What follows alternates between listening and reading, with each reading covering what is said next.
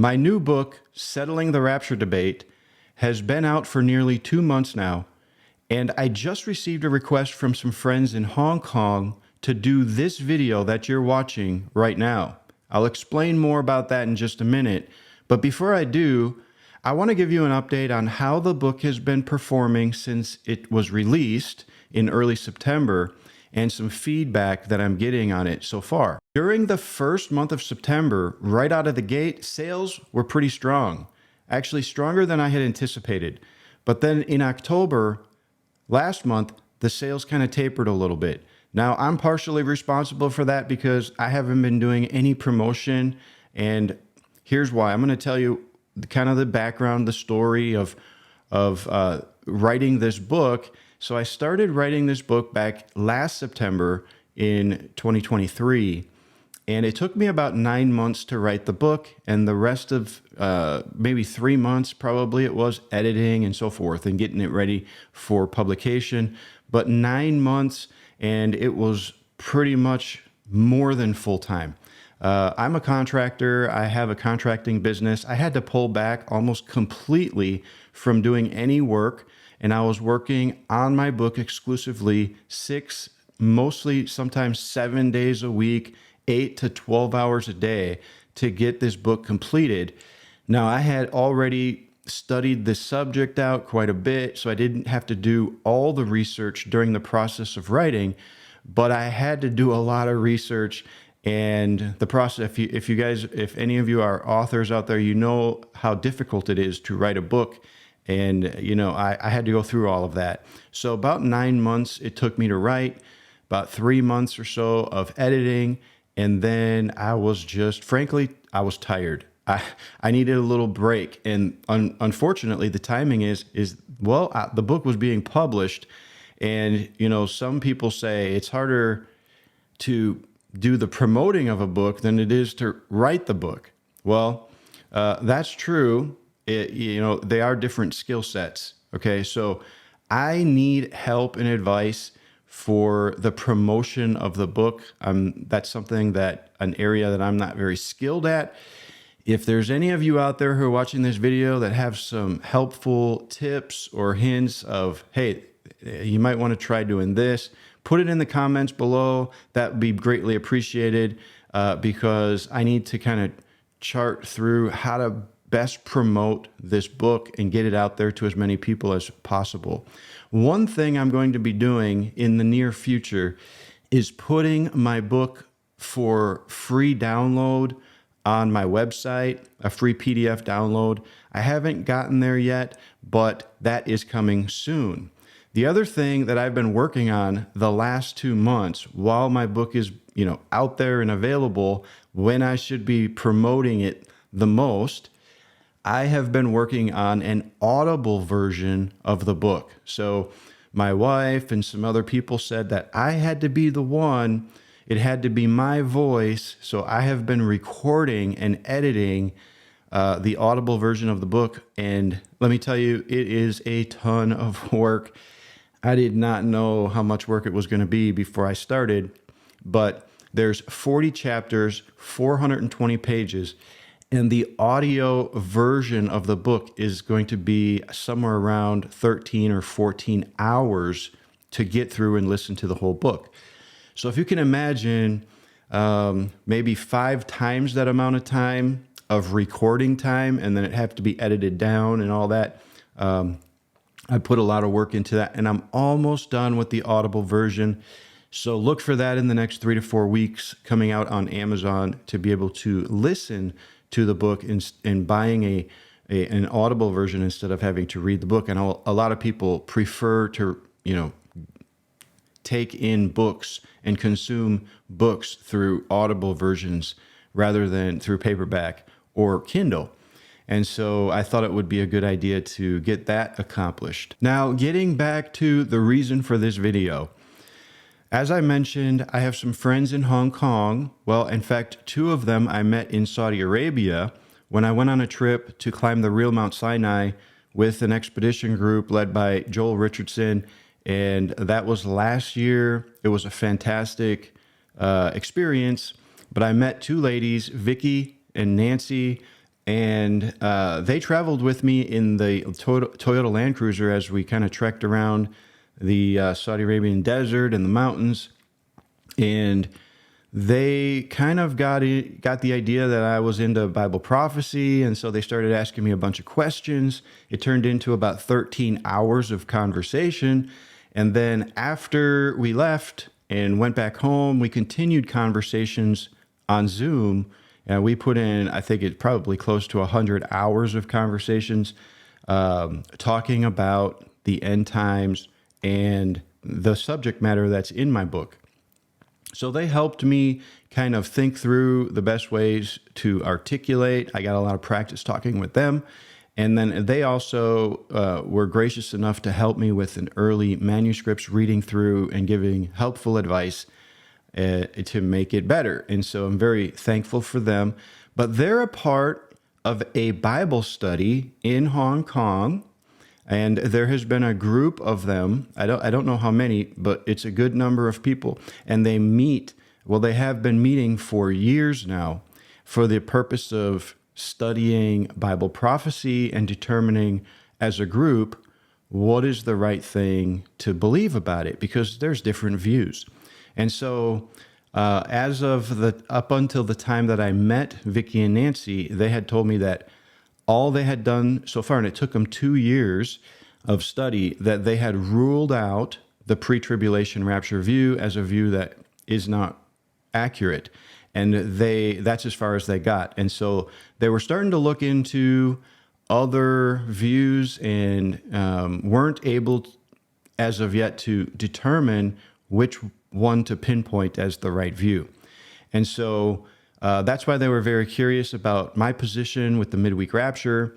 And after all the conversations that we had, and now that the book is out, they're, as a group Bible study, they are going to be studying through my book for the next year. And they asked me to put together kind of some introductory videos for, the introduction, for the different sections in my book, as kind of a supplement to their Bible study. So I agreed to do that. In this video, I'm going to be talking about the introduction to the book, Settling the Rapture Debate, talking about the different rapture views, okay? And there are 5 primary rapture views. And all we're going to do today is we're going to talk about what those views are, show some charts. These charts that I'm going to show you in this video are actually the charts that I put in my book. And we're going to just kind of look at some of the differences between the different rapture views. Now, these aren't all the different rapture views that are out there. These are the main mini camps, I call them, the mini camps within the premillennial view of eschatology. So let's get started. We're going to start looking through each of the different rapture positions. The first rapture position that we're going to look at is called the pre-week rapture. Now, a lot of times people ask me the question, why do you call it a pre-week rapture when everybody else calls it a pre-tribulation rapture? And there's a reason for that that I'm going to explain just real briefly, because we could go into a whole video session on this topic alone. But I call it the pre-week rapture. The word week there is talking about Daniel's 70th week, okay? So as we get into these different views, you're going to notice that over here where it says in the timeline, the Great Tribulation, well, some people look at the entire 7 years as the tribulation, okay? And the Bible doesn't describe the whole 7 years as tribulation. It doesn't give it that term, okay? Some would argue that, well, there is tribulation during the entire 7 years, so we can call it the tribulation, but there is a specific term that Jesus used called the Great Tribulation, and that does not consist of the entire 7 years. So there's a little bit of discrepancy on wording here, okay? And so traditionally, the people who hold to a pre-tribulation rapture view, view the entire 7 years as tribulation. Okay, but there are others who don't, right? So what do you do when there's a difference of opinion on what to call the 7 years?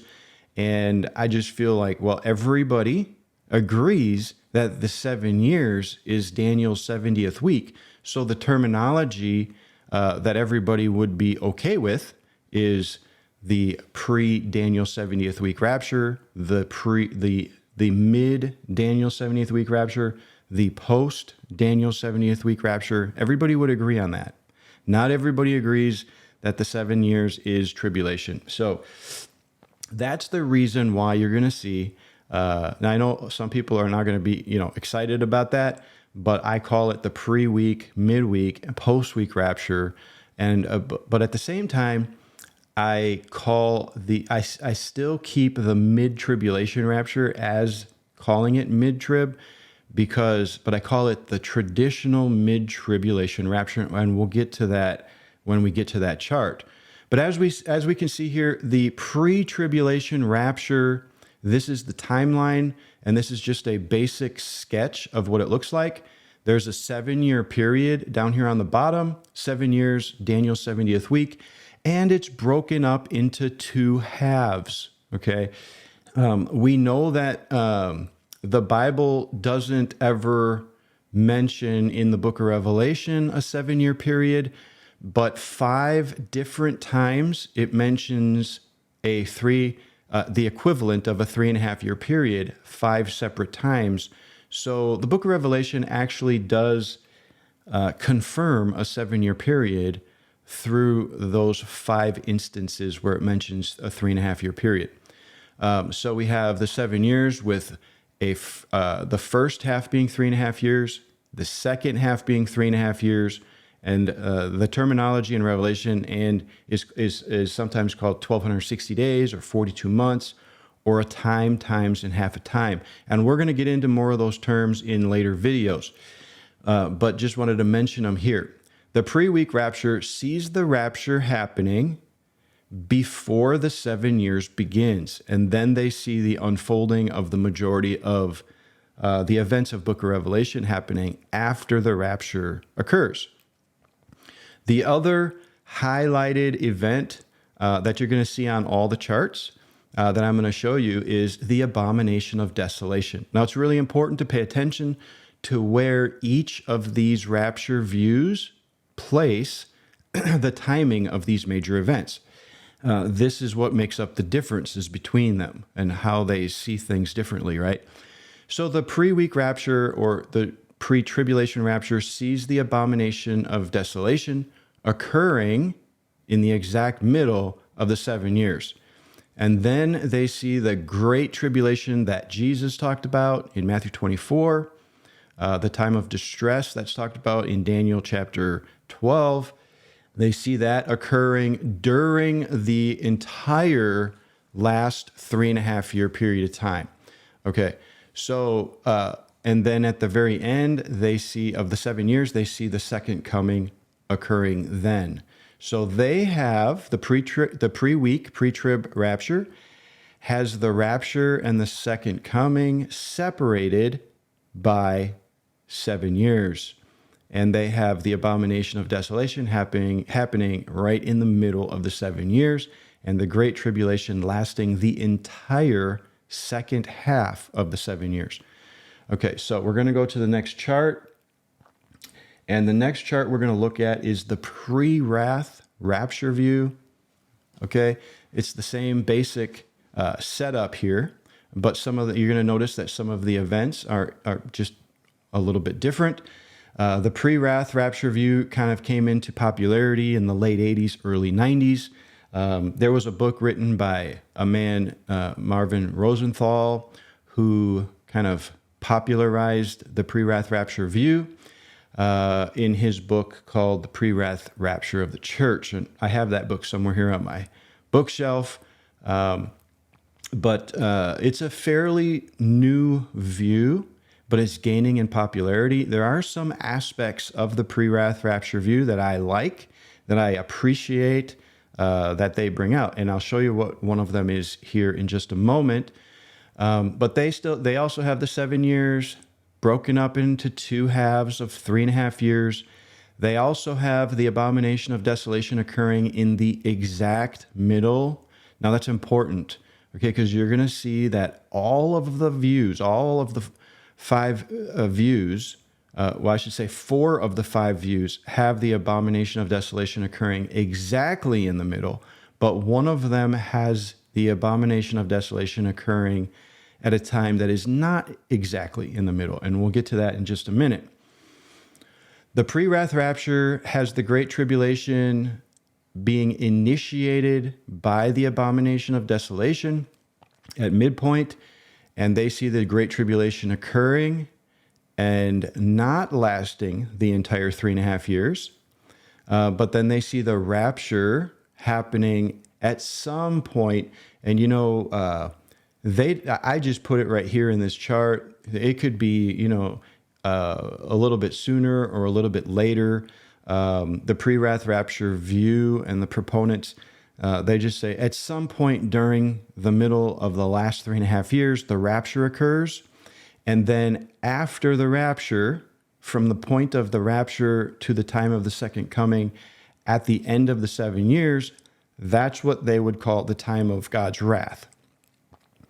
This is one of the things that I appreciate about the pre-wrath rapture view is that they make a point to say and teach that the Great Tribulation and the time of God's wrath are not one and the same, and they do not overlap.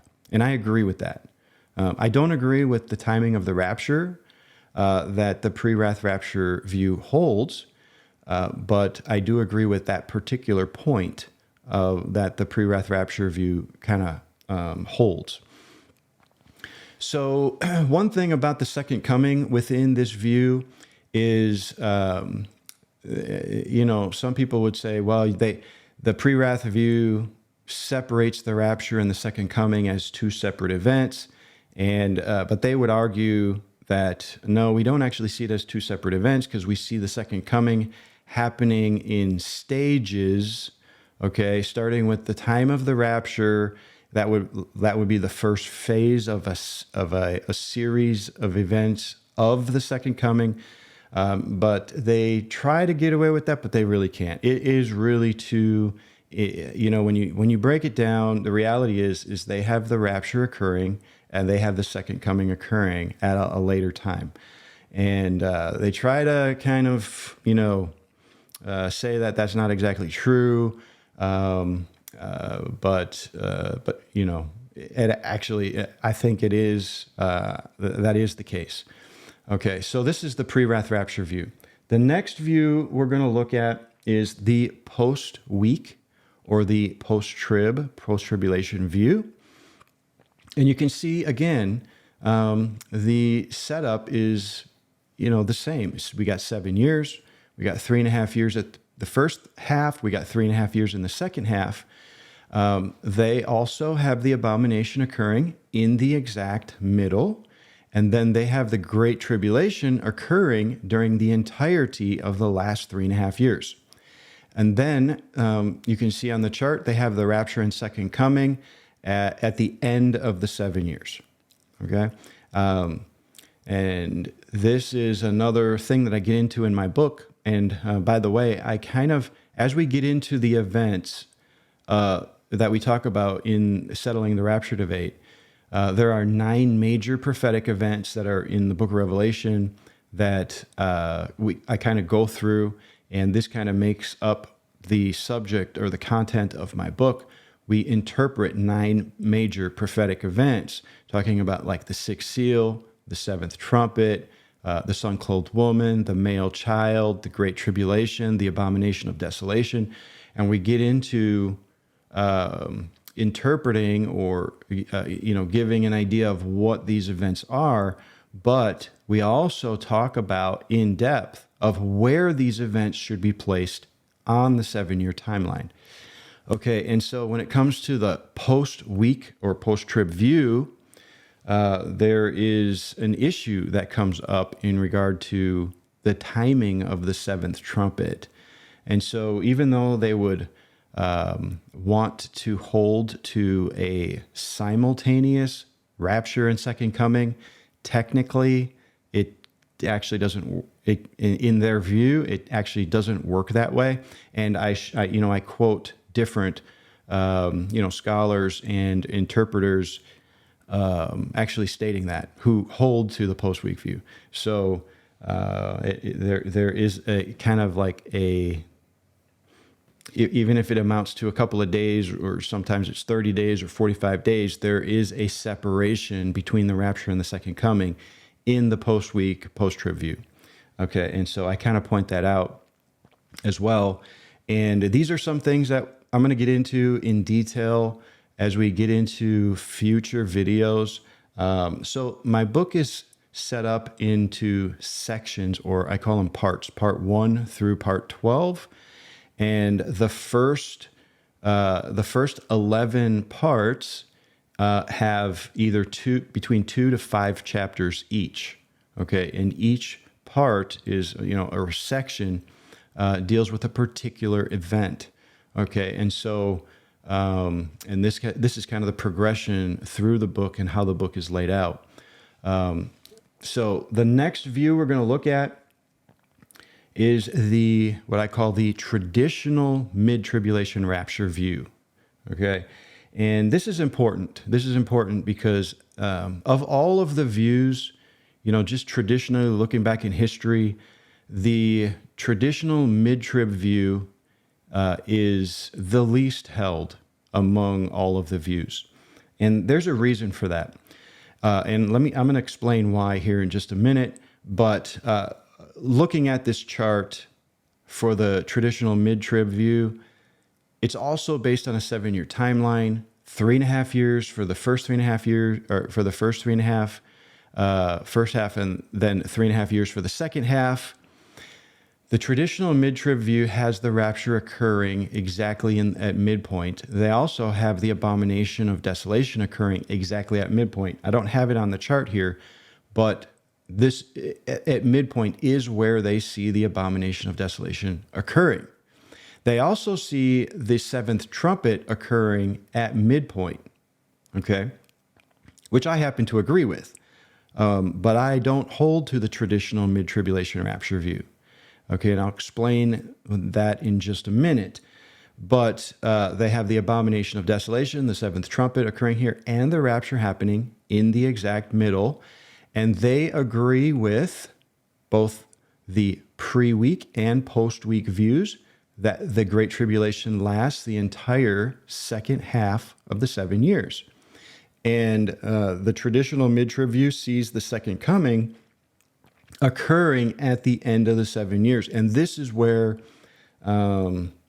this position gets into trouble, because they have the seventh trumpet occurring over here at midpoint, and under the seventh trumpet in Revelation 11 verse 15 it says, "And the kingdom of the world has become the kingdom of our Lord and of his Christ, and he shall reign forever and ever." And they associate the seventh trumpet with the last trumpet that Paul said, in a moment, in the twinkling of an eye, at the last trumpet. So they make this association, which again, I also agree with, but where they have a problem, okay, is they see the mention in Matthew 24 by Jesus of his coming with the sounding of a trumpet, right? And the angels go forth and gather the elect. They see that trumpet sounds at the time of the second coming. Well, just logically thinking about it, how can the seventh trumpet be the last trumpet, and yet there's still another trumpet that happens at the end of the 7 years? And so because of this particular point, the traditional mid-trib rapture view is easily debunked, and it is the reason why it is the least held view among all the views. Now, what's the difference between this and the last view, the view that I promote and propose in my book? What's the difference between traditional mid-trib and the midweek rapture view? It has to do with the timing of the second coming primarily, okay? So let me show you the chart for the midweek rapture view. Okay, here we go. It's still based upon a 7-year timeline, 3.5 years for the first half, 3.5 years for the second half. But if you notice, the midweek rapture view has the abomination of desolation happening 30 days before midpoint. Okay, and that is based on a verse in Daniel chapter 12, verse 11, which says, from the time of the abomination of desolation, basically, I'm paraphrasing, there shall be 1,290 days. 1,290 days until what? The verse kind of leaves it up to you to kind of decipher. So you have to do something with this extra 30 days that's mentioned. There's a difference between 1,290 and 1,260. And again, we'll get into all of this in future videos, and I'll break this all down. I'm just giving you an overview of it here today. But 1,290, 1,260, there's a 30-day discrepancy between these two numbers. And so everybody has to decide, okay, whatever position you are, you have to decide, do these extra 30 days, do you tack them on to the end of the 7 years? Or do you position them before the midpoint? Okay, the midweek rapture view takes those extra 30 days and puts them the 30 days before midpoint, making the abomination of desolation occurring 30 days before midpoint. And again, this comes up in Daniel chapter 9, verse 27, where it says, "And he will make a covenant with many for 1 week," or one period of 7 years. And in the middle of the week, in the middle of the 7 years, he will cause the sacrifice to cease, and so on. But in the middle of the years, and everybody makes an assumption that, without even thinking about it, that the middle of the week in that verse is talking about the exact middle. And we'll talk about this more later on, but the word for middle that's used in the Hebrew in that verse is used both in a precise and an imprecise manner in the Hebrew Bible. Okay, so you have to make a decision. It's not an automatic thing that it's the exact middle, is what I'm saying, right? You have to decipher, is this talking about the exact middle? There is the possibility does exist that it's not talking about the exact middle. So why assume that it is talking about the exact middle without even giving it any thought at all? All right. So the midweek rapture view views it as an imprecise midpoint. So it has the abomination of desolation beginning 30 days before the middle. And then, just like everybody else, the abomination of desolation kicks off the Great Tribulation. You can see the difference here is that this position sees the Great Tribulation happening over a very short period of time, which is why, which is the reason for the term, the short Great Tribulation. In fact, we kind of make some statements about, Jesus' reference to the fact that he is going to cut it short. And the reason, if you read Matthew 24, the reason and the means by which the Great Tribulation is cut short is by Jesus appearing, by his coming. He cuts it short. He cuts it short by appearing and coming and destroying the armies that are coming against Israel at the midpoint. Okay, so we have here in the center at midpoint, the rapture and the second coming. Now, this might be a shock to some of you. You have never considered this before, but I want you to think about it. This is one of the major points that I bring out and show and validate scripturally in my book, that the second coming is a midweek event. The first time that it entered my thoughts, I was like, whoa, wait a second. I mean, nobody thinks that. Well, that's the problem. Okay? Everybody has the assumption that the second coming happens at the end of the 7 years. How is that assumption formulated? Why do people think that, automatically think that? And the reason is because of Revelation chapter 19. We have a scene where Jesus appears on a white horse, and he's appearing with his saints who are also on white horses, and this scene occurs right before the Battle of Armageddon occurs. Okay? So you have this sequence. You got to pay attention to the sequence of Revelation 19. But Jesus appears, and everybody assumes, and I would even go so far as to call this a presupposition. They presuppose this to be true, and presuppositions are dangerous because it affects everything else that you believe afterwards, right? After that point. If you assume something to be true and you presuppose the second coming happens at the end of the 7 years, if you're right about that, great. But if you're wrong about that, then everything else that you believe and the whole timeline of events and everything else is off. It's skewed because that presupposition was wrong. Okay, so I'm going to give you just real quick some points of things to think about in regard to this, and we'll talk about this later in more detail. But in that scene, in Revelation 19, when Jesus appears, there are two things that are really important to pay attention to. Number one is that he has written, it says he has written on his vesture the name King of Kings and Lord of Lords. Well, this is strange because the Battle of Armageddon hasn't even taken place yet. And you would think that someone gets that title, King of Kings and Lord of Lords. You would think he gets that title after he defeats his enemies. But before the battle even takes place, it says King of Kings and Lord. Some might say, well, yeah, that's just kind of like a minor point. But is it? I mean, are we supposed to just overlook all these little details? No, the details are important.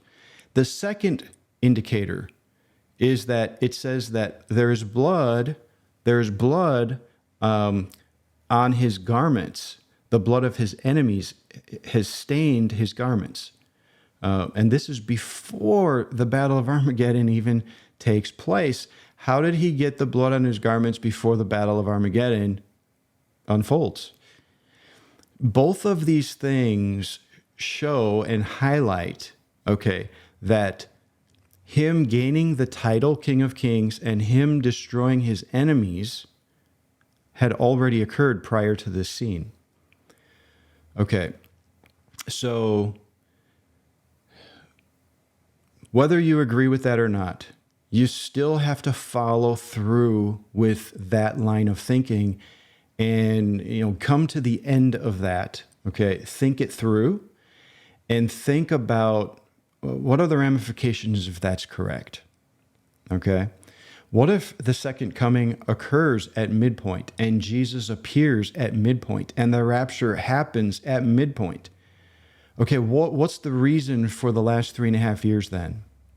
How do all of the scriptures, like Psalm 2 and Zechariah 12 and Zechariah 14 and all these other prophecies of end time, how do they fit into that scenario? Okay, and I would suggest that my friends out there who are Bible prophecy teachers, you know who a lot of them are, some of the more prominent teachers of Bible prophecy. I would venture to say that they have never, up until this point, heard the midweek rapture view. And a lot of times when they hear the words midweek rapture, they make a mistake and think in their minds that the midweek rapture is the same thing as the traditional mid-tribulation rapture. And as you can see, they're not even close to the same thing. And so there are major, major, major differences. And so to all of my friends out there who are, into eschatology, who are teaching Bible prophecy, who are teaching some of the other views. And I call all of you my friends, right? We all, I think, just should respect each other and toss ideas around and think about these things, is to consider the arguments for the midweek rapture view, especially if you've never heard them before. Just search it out and see, well, what is the midweek rapture view and how does it differ from anything I've heard before? And I think if they do that, they're going to be quite surprised because it makes a whole lot of sense. Not only does it make it's scripturally, everything lines up. And this is one of the points that I make in my book, is that all of the timing issues that appear, and I point them out, I talk about the different timing issues related to the events of the book of Revelation and where to place them on the 7-year timeline, of how there are discrepancies and how there are problems with, all of the different views. There are issues that have to be resolved. The midweek rapture view resolves all of those issues, right? And so it's really important to take the time to understand how the midweek rapture view works. Whether or not you agree with it, and at the end of your study, if you say, you know what, I don't believe in the midweek rapture, I still want to hold to my particular rapture position, fine, but at least you made an educated decision. At least you researched and found out, oh, this is what the midweek rapture view is all about. This is how it works. Okay, and now you can make an educated decision about it. So, in my book, I try my best to present the midweek rapture view and share how it works, the inner workings of how all of the events line up in the 7 years, and how to treat all of the passages. So these are the 5 different rapture positions. And again, in my book, I am promoting the midweek rapture view. But at the same time, I talk about all of the different views. And so I think that is one of the interesting things that I think people will like about the book, is that it kind of lays all the views out on the table. It just says, here's what they are. Here's what they believe. Here's where each one places these events. And now you can sort through and see, hey, this is what it's all about. So I hope that helps you. I know my friends in Hong Kong are going to be going through my whole book. It's going to take them about a year, I think they said, to kind of go through and study the midweek rapture view and all of the points that I make in there. And so I'm excited for them, and I'm excited for you. If some of you out there have already gotten the book and you're working your way through it, communicate with me, tell me your thoughts, write a review on Amazon. That would be great. I'd appreciate that. And again, if any of you have any tips or helpful advice on how to promote the book, I'm open, because, I haven't sought any professional help in that area. And I do need to do a better job at that as well. So thanks for watching this video. We'll be back real soon with another video going into section 1 or part 1, and that is dealing with why 7 years. Why are we so sure that there's going to be a 7-year period at the end times where all of these events in Revelation occur? And it's good to have a good scriptural foundation behind why we believe in a 7-year period of time. So that will be the next video. Also, I have some announcements coming up. I got 2 big major projects that I am in the beginning stages of, and I'll be talking more about those real soon as well. But until then, God bless you. We'll see you next time.